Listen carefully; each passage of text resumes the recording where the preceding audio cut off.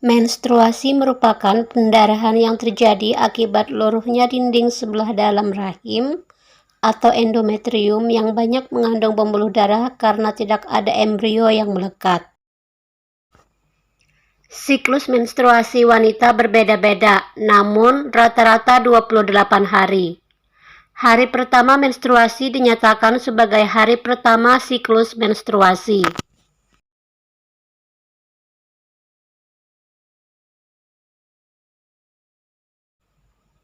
Siklus menstruasi ada 4 fase, yaitu 1. Fase menstruasi, 2. Fase praovulasi, 3. Fase ovulasi, 4. Fase pasca ovulasi. 1. Fase menstruasi terjadi jika ovum tidak dibuahi sperma sehingga korpus luteum menghentikan produksi hormon estrogen dan progesteron. Turunnya kadar hormon tersebut menyebabkan lepasnya ovum dari endometrium yang disertai robek dan luruhnya endometrium, sehingga terjadi pendarahan. Fase menstruasi ini berlangsung kurang lebih 5 hari, darah yang keluar sekitar 50-150 ml. 2. Fase praovulasi, disebut juga fase proliferasi. Hormon pembebas gonadotropin yang dikeluarkan hipotalamus akan memacu hipofisis untuk mengeluarkan FSH atau follicle stimulating hormone untuk memacu pematangan folikel dan merangsang folikel untuk mengeluarkan hormon estrogen. Adanya estrogen menyebabkan pembentukan kembali atau proliferase dinding endometrium. Peningkatan kadar estrogen juga menyebabkan serviks mengeluarkan lendir yang bersifat basah. Lendir ini berfungsi untuk menetralkan suasana asam pada vagina sehingga mendukung kehidupan sperma. 3. Fase ovulasi. Peningkatan kadar estrogen menghambat pengeluaran FSH, kemudian hipofisis mengeluarkan LH atau luteinizing hormone. Peningkatan kadar LH merangsang pelepasan oosit sekunder dari folikel untuk ovulasi. 4. Fase pasca ovulasi. Fase pasca ovulasi ini selalu sama, yaitu 14 hari sebelum menstruasi berikutnya. Folikel degrade atau folikel matang yang telah melepaskan oosit sekunder akan berkerut dan menjadi korpus luteum. Korpus luteum mengeluarkan hormon progesteron dan masih mengeluarkan hormon estrogen, namun tidak sebanyak ketika berbentuk folikul.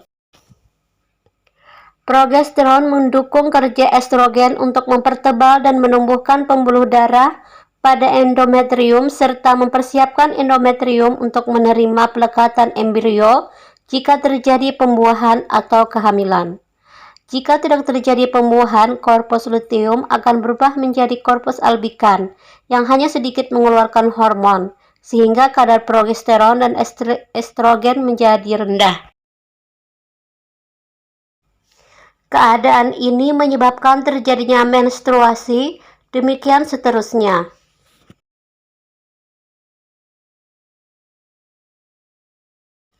Fertilisasi dan kehamilan.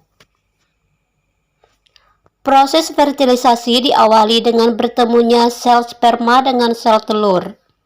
Sel sperma dapat menemukan lokasi sel telur karena sel telur menghasilkan hormon progesteron, juga karena adanya sensor panas atau suhu tuba falopi lebih tinggi dibandingkan suhu tempat penyimpanan sperma.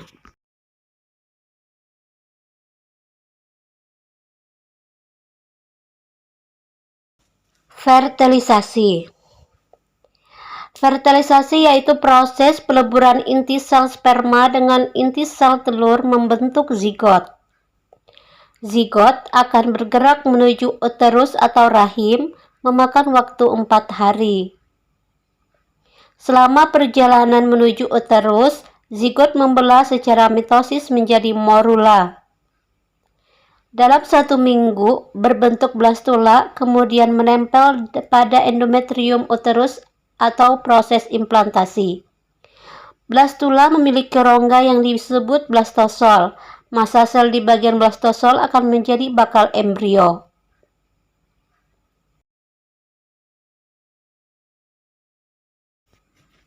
Selanjutnya proses gastrulasi atau pembentukan rongga atau gastrus yang akan berkembang membentuk 3 lapisan, yaitu lapisan luar atau ectoderm, lapisan tengah atau mesoderm, dan lapisan dalam atau endoderm. Selanjutnya proses organogenesis, yaitu ectoderm akan membentuk sistem saraf, kulit, mata, dan hidung. Mesoderm membentuk otot, tulang, jantung, pembuluh darah, ginjal, limfa, dan organ reproduksi. Endoderm akan membentuk organ serta kelenjar yang berhubungan dengan sistem pernapasan. Organogenesis dimulai dari minggu ke-4 hingga minggu ke-8 dan penyempurnaan pada minggu ke-9.